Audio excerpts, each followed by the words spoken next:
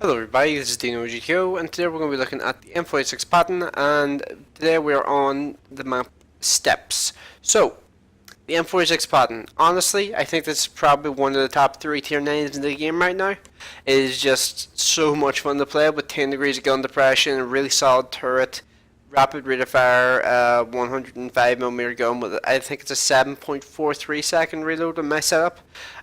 Plus it easily hits the 445 meter view range cap if you have the if you have a decent enough crew with brothers in arms, situational awareness, recon. Pretty much all I need to do on this tank is put recon on, and it's going to be above the 445 meter view range cap. Like currently it's at 443, but I'm not really too worried about that because you barely even notice the difference. And yep, I've taken 3 shots so far, and every single one of them has hit and done damage. And at this point I'm feeling kind of cocky. Take a shot to 110, and unfortunately nothing really comes of that particular shot. And that's actually going to become a bit of a trend in this video, where I'm just going to aim for cupolas, things that are generally kind of weak, and really not get too much luck in regards to hitting them. And yeah, this tank is also extremely good at snapshotting because the aiming time is pretty much instantaneous.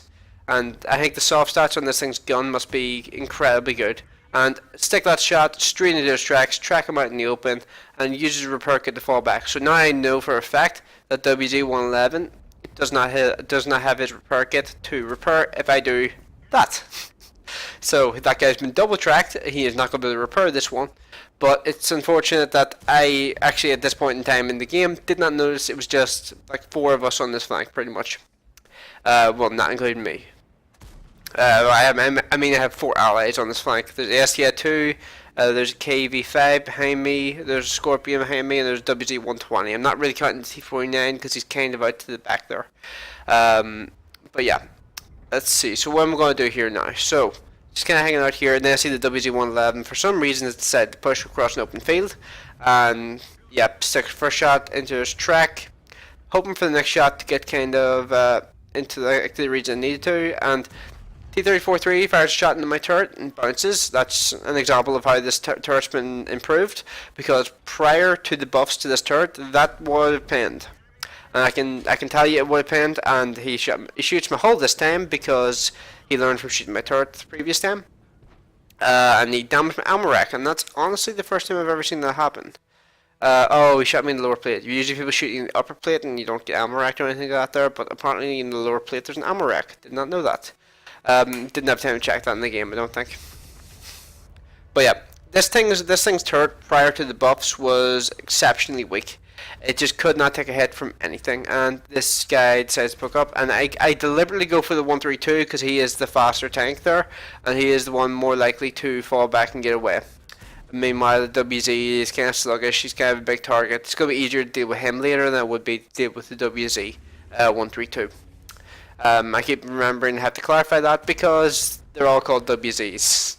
And I get whacked by artillery because I am just kind of like holding this flank just like a fort right now, because I'm on 3,000 damage and I'm on 2 kills.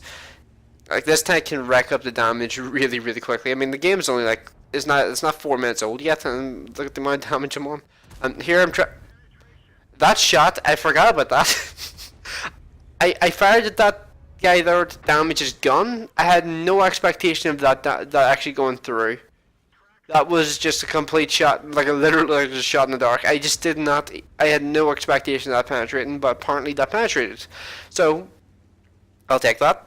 And let's see, so now the T10 has pushed forward a bit, and up there's the artillery. I'm kind of like hoping one of my teammates goes and deals with that guy, because he is going to be annoying as hell if he's not taken out. And now we're on 3,373 damage. Take a shot into the side of that T10's turret again to 425 damage. And now we're going to move over and try to deal with some of these other guys. Look for a shot in the artillery. Unfortunately, the artillery is just a little too low profile for me. And I see this T-34-3, finish him off, so I'm on 3 kills, and the E-75 is now currently looking at me, so we'll try and avoid getting shot by that big 128, and I try sticking a shot in the side of his turret, but even with a gun as good as this one, shit like that can happen from time to time. And now I'm going to stick another shot into the side of his turret and fall back, because, well, don't really want to get shot in the face by an E-75 if I can avoid it. And this guy pokes up, and I remember him in the game as well. Like at the end of this game, all the enemies just seemed to like be like, "Oh yeah, I'll give you the damage. Why not?" And that was horrendously unlucky because if I had hit like slightly to the left of where I actually hit, I think I probably would have done damage, but I just clipped the outside area. I'm on 5 kills at this point, and I'm trying to rush forward, looking for a shot in this 110, and unfortunately, it was not to be. So that was a 5 kill, nearly 5,000 damage game in the M46 Patton. So now we're on to the post-game stats. As you can see on the screen here now, this was worth a first-class mastery. I got a high caliber, and I got 2,574 XP, which I think is 1,287 base XP in that particular game, and 47,538 credits made from that game, or well, base credits made before the resupply costs and stuff. So yeah, and in that particular match, I completed the first mission for the Object 260, Meme Tank 1, I believe it was. So yeah, let's go on to the team scores. So I came top of the team there in that game, 5,000 damage. Well, as near as makes no difference. And same with the WG111, he got 3,000, as near as makes no difference. If you're within like 50 of the total, then I'll typically just say as near as makes no difference. So yeah. And it's interesting to note that T26E5 on my team in that game, he got 644 damage, but he came third on the team in terms of base XP, which is pretty impressive. He must have done really well in terms of assistance damage and stuff. And interesting to note, the 110 on the enemy team and the Carnarvon were the two highest scorers on the enemy team. Both of them were tier rates, and they got the highest damages and the highest XP totals on the enemy side. So, just figured I'd point that out. And let's go on to the detailed report. So 23 shots fired, 19 direct hits, 15 penetrations. You already know about 5,000 damage done, 2,000, as near as makes no difference, 2,000 damage done from over 300 meters. And in terms of the damage blocked, you may notice that I had 780 damage blocked by armor. But this is where, like, I think this gets interesting, because if you look back at the actual gameplay, I think I finished that game with like 700 and something health, like something like I think it was 720 health or something out there. I can't remember off the top of my head, but it was something very close to that. So if I hadn't deflected those 2 shots in this particular match off the turret, I would have died if I had played exactly the same way as I did, as well, as I showed, pretty much. So it's interesting to just point that out. So that little bit of extra survivability added to the turret does help this tank out a lot. And 1,000 damage by my assistance, with nearly 8,000 credit, well, about 7,900 credits made in that particular match. So yeah, overall pretty damn solid game.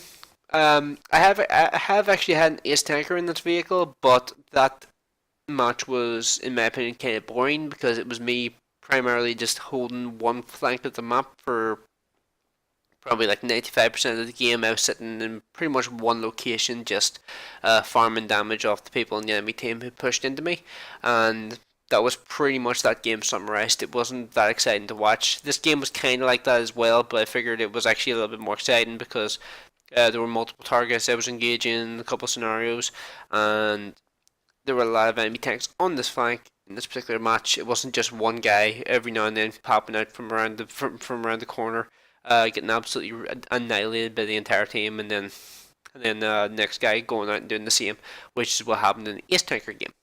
So overall, the M46 Patton I think is an absolutely spectacular tank. It is great fun to play. The gun is really nice to use. Hilarious thing about it though is this thing here has a 7.43 second reload with my configuration. If you look at, well, if you're playing the M26 Pershing, the M26 Pershing has like a 7.04 second aiming time, or aiming time. Jeez, can you imagine that? A 7.04 second reload time in the majority of cases, because like I didn't have brothers in arms or anything on the on the M26. So that was my just standard reload for that vehicle, and it's hilarious because the M46 only has half a second longer aiming time, if even. And and it does an extra 150 damage a shot with an extra, I think, 40 pin pretty much. It's kind of crazy like how much of a difference, or no, it's 30 pin I think, but it is kind of crazy like how much of a difference there is between these two vehicles in terms of the raw just savage DPM on this particular tank. It's just so much fun to use this gun, combined with the 10 degrees gun depression, the solid turret, just it's overall just like the jack of all trades. Like that's probably the best explanation you're going to get about this tank. It is just the jack of all trades, and it's just so much fun to play because of that. So yeah, I think that's pretty much everything I really need to go over. So let me know your opinions on the buffed M46 Patton. And do you think things like the buffs to the Centurion 7, which is supposedly coming in the near future, do you think those are going to take away from this thing's do you think that's going to take away from this tank's capability? Because you're going to be comparing it to the Centurion 7, which will have a higher paying gun but won't have the rate of fire, but will have the consistency, which the M46 won't. So the M46 would have the higher potential, but the Centurion would have the higher consistency. It's like one of those weird situations.